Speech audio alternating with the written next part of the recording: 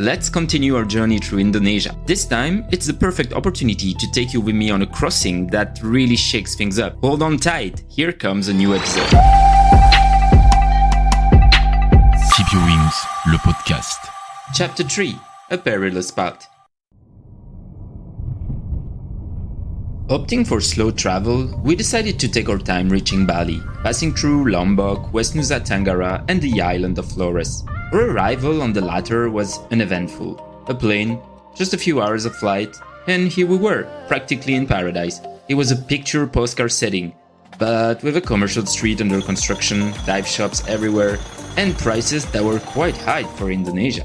Hardly had we arrived and we decided to treat ourselves. We booked an excursion to enjoy several islands and go snorkeling. After negotiating, we got the merchant's friend's price and embarked on an absolute insane crossing. The motorboat we were crammed into nearly capsized several times. The captain, if he can even be called that, plunged headlong into the raging waves that ended their frantic race inside our makeshift vessel. Several people on the boat were terrified.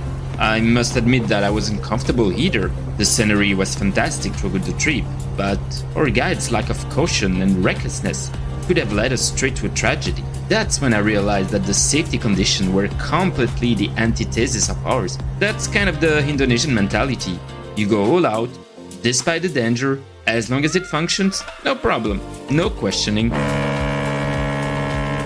After our stay in Flores, we took the ferry to West Nusa Tenggara, a 4 to 5 hour crossing on an insecure old tub, swaying from left to right with vendors selling pre-packaged, completely dehydrated mee goreng, fried noodle, who kept offering to sell us their food several times during the crossing. The numerous journeys we made in Indonesia are an integral part of my experience, and I think they truly shaped my memories and my tenacity. We finally arrived in Sape on the island of West Nusa Tenggara, where we were stared at from head to toe. Tourists don't come here very often, and we became the subject of locals' discussion. We managed to find a hotel with a room of 3, a double bed and a mattress on the floor with a shower that would make the most intrepid people pale. Of course, with the limited budget we wanted to allocate to our accommodation, we couldn't complain. It must be said that we hadn't had a single hot shower since we reunited in Indonesia. It was very basic, but it was more than enough for us. The next day, negotiation with the locals began. We had to get to the bus station and there was no public transport. We finally reached an agreement with 3 Indonesians who each took us on their scooter with our bags on our backs. They zigzagged relentlessly on the road, avoiding the numerous potholes, narrowly missing other vehicles, honking non-stop to signal their intention to take priority or overtake the slower ones. Around us, people watched with wide eyes. I felt like a crowned head in the middle of a national holiday parade.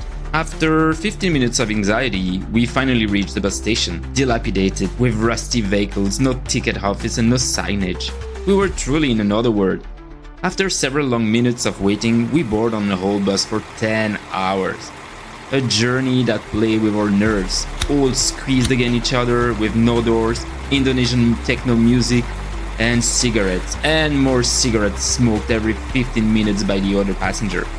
A real ordeal punctuated by a flat tire, near misses and frequent stops. This journey will probably go down in history as far as I'm concerned. Traffic in Indonesia is very dangerous, congested and undisciplined. Signals are frequently ignored and often disregarded. The number and variety of vehicles on the road exceed the design capacity. Road conditions vary from good, in the case of major toll roads, to dangerously poor. Often knowledge of road safety is very low. Buses and trucks are generally overloaded and driven at insane speeds. Most roads outside major urban areas have only one lane in each direction, making overtaking difficult. Although traffic in Indonesia drives on the left, drivers overtake on both sides and use the shoulder to achieve their ends. It is common for drivers to create extra lanes despite the road markings. Once we arrive at our destination, Sumbawa Bazaar, completely worn out, we try in vain to find an hotel. But it wasn't a lucky day. After several attempts, we stumbled upon an establishment that offered us a room for 3.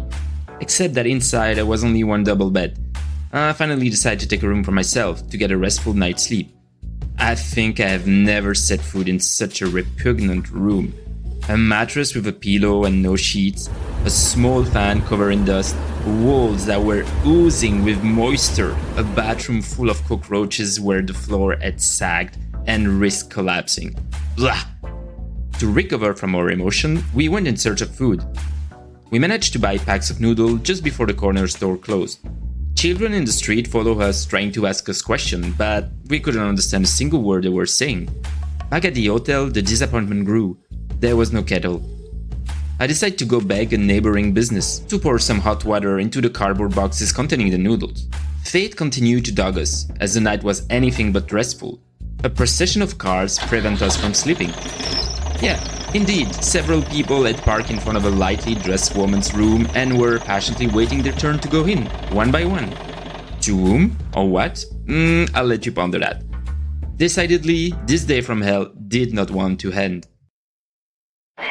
The rest was short-lived because at 5 o'clock in the morning, the minaret of the local and surrounding mosque began to resonate for long minutes. Ramadan had just begun and the call to prayer was more frequent and, most importantly, very early in the morning. We will therefore have to deal with it and invest in good earplugs without hesitation. The walls are rather thin in Indonesia, the single glazing as well, and it's impossible to ignore the call to prayer, even if you are a heavy sleeper. And it must be said that the rest of our trip was going to be considerably impacted by Ramadan.